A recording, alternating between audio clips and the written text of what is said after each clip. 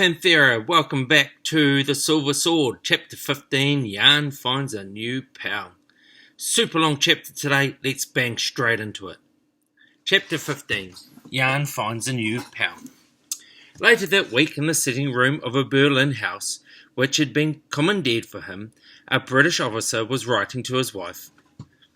It was the officer whose jeep had so nearly knocked Jan over outside the station. Dearest Jane, he wrote, my unit's been in Berlin for a week now. We're here to meet the Russians. You never saw such a place. Other cities were badly blitzed, but not on this scale. I've seen pictures of it, as it used to be, one of the world's great capitals. Now it's more like a moon landscape, craters everywhere, mountains of rubble. The Reichstag and the Kaiser's palace are roofless. Unter die Lupen piled with wreckage. And the queerest things keep happening. How's this for one? I've been attacked by a chimpanzee. Don't worry, I'm quite okay. Not hurt at all. On Wednesday, I was sitting in the jeep with my driver studying a map. I had a cigarette in my mouth and was about to light it when a hand slid over my shoulder, clapped on my lips and tweaked the cigarette out. I looked around and saw a chimpanzee jumping up and down on the back seat with the cigarette in his mouth. You had never seen such a revolting creature. Huge arms, hairy chest as broad as mine, deep-set evil eyes, and the face of a heavyweight boxer.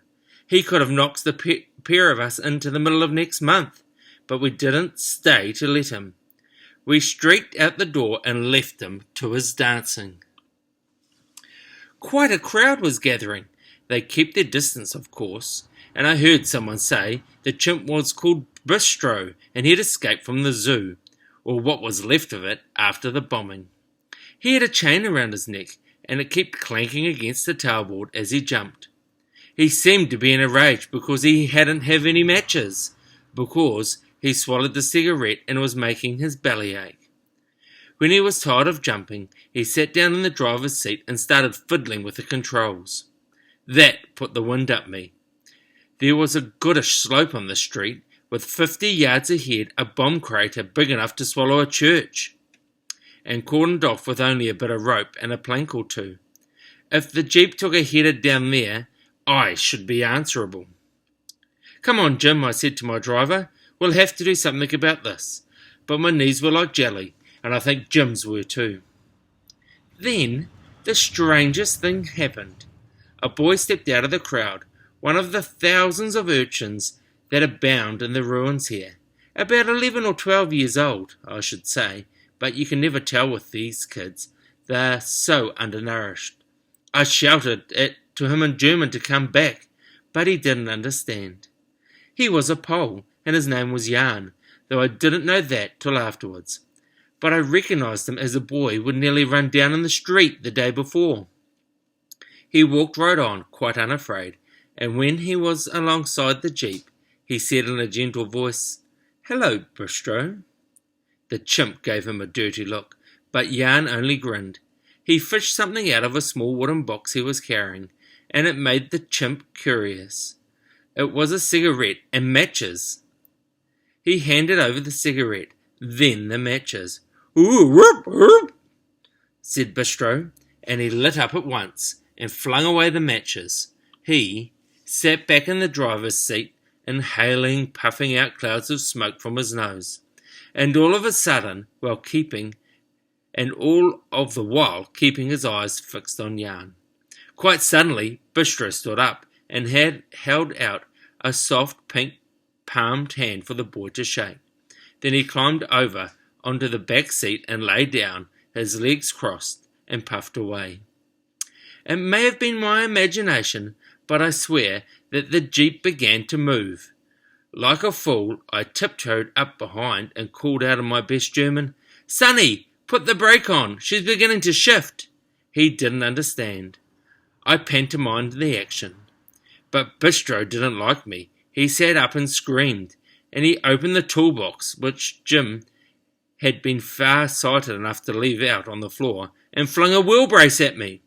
It made him mad to see me duck, so he generously made me a present of the whole toolbox, plus contents, in one almighty fling. It hit the pavement, scattering the crowd.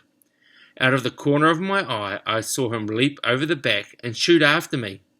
I don't know what happened next. I ran like hell, and it was all rubble and dust and scramble up here and slide down there. I ran behind a wall, panting. Then I realized I wasn't being followed any more, and I heard the boy's shrill voice scolding. I peeped out down the street. The boy had got a stick from somewhere and was standing with it raised above his head. Bistro lay in the dust at his feet, his face and head covered with his long arms, whimpering. I didn't know whether the boy had struck him or not. I expect not, for I guess it would have been about as effective as trying to knock down Nelson's column with a fly swatter. But there was no doubt about the scolding he gave. When it was over, Bistro sat up cautiously and started to pick a few fleas out of his chest and eat them. He offered one to Jan as a peace offering.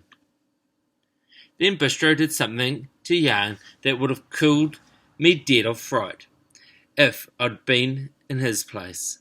He took the boy's hand in his, lifted it to his mouth, and bit his finger. Jan stood as still as a rock.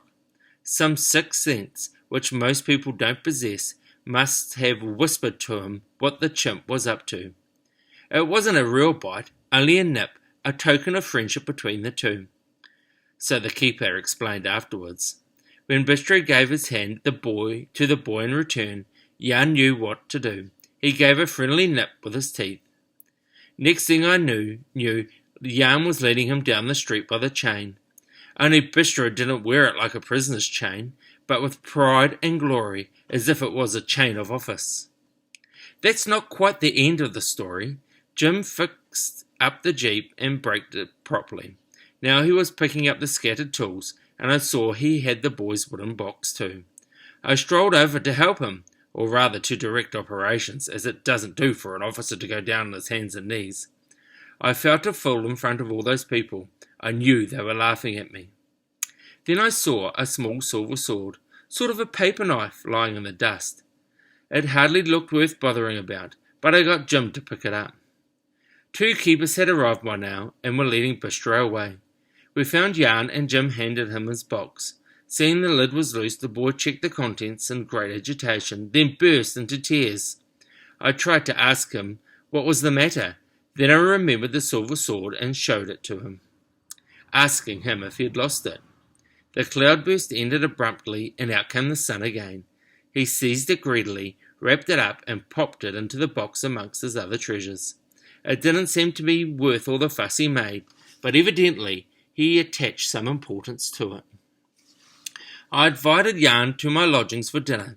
He looked as if he hadn't had a squirrel meal since he was born, and he turned up promptly with 3 other Polish children as skinny as himself.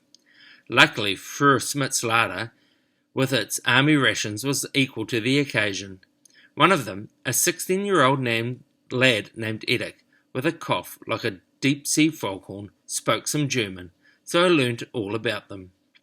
They were on their way to Switzerland to find their parents, started in Warsaw last month, and they don't mind footing it all the way if they have to. Jan doesn't really belong at all. Ruth, the oldest, about 17, picked him up on a slag heap, half dead, and adopted him. She's a remarkable girl, quiet and self-assured, with the most striking eyes. They have a deep serenity, a sense of purpose and moral authority, quite unmistakable. No wonder they look up to her as a mother, and leader too. Edith is brave and intelligent, and looks as if he had suffered a lot. He spent nearly 2 years slaving for the Nazis. You can see it in his face. A kid's face ought to be creased and pinched like his. I wonder if he'll hold out. Switzerland's a long way. The one that took my fancy the most was Bronia, the youngest. She, blue eyes, very fair hair, she seemed to live in a dream world, like our own Ginny, as I remember her in my last leave. I didn't understand a word Bronia said, and she didn't understand a word I said, but we got on fine together. If they didn't find what they're looking for in Switzerland, and I'm afraid it may be only a mirage. I was wondering if perhaps No, it is no use thinking that way. I'm sure Ruth wouldn't part with the child, and quite right too. I scrounged some clothes and army rations for them, and they left in the afternoon singing at the top of their voices. It went right to my heart. Tomorrow they start on their next stage of their long journey, 750 miles. That's all, dear. More next week. My love to you, and a special hug for Ginny. Mark. P.S. Frau Schmidt had the cheek to wake me up in the night to tell me some of her silver was missing, and she accused those Polish children. I couldn't have cared less. They could have walked off with half the house for all I minded. Really, these Germans. They spend 5 years looting Europe and then come crying to you in the middle of the night because someone's pinched a jam spoon. We found the missing silver in the letterbox next morning. I bet my bottom dollar it was Jan who pinched it, who never saw such a mischievous face, and Ruth, who had him take it back. She's got as firm a hold over that family as Jan had over the chimp. Okay, a few more questions today, 6 today, so there's quite a bit to get through there. And then for our creative activity, I want you to use your imagination plus the information that you got from reading this chapter to recreate or create a conversation that Jan and Ruth might have had after she discovered that Jan had stolen the silver and made him take it back. The template calls for a conversation that they talk twice each, but you can do more than that. I wouldn't expect to see any less. Do not use this template, okay? It just won't fit. So come up with your own. You might even draw a little comic for it rather than just a template like that. Okay? I look forward to seeing you work on Chapter 15, and Chapter 16 starts tomorrow through the Russian zone. Have a good day, everyone. Work hard.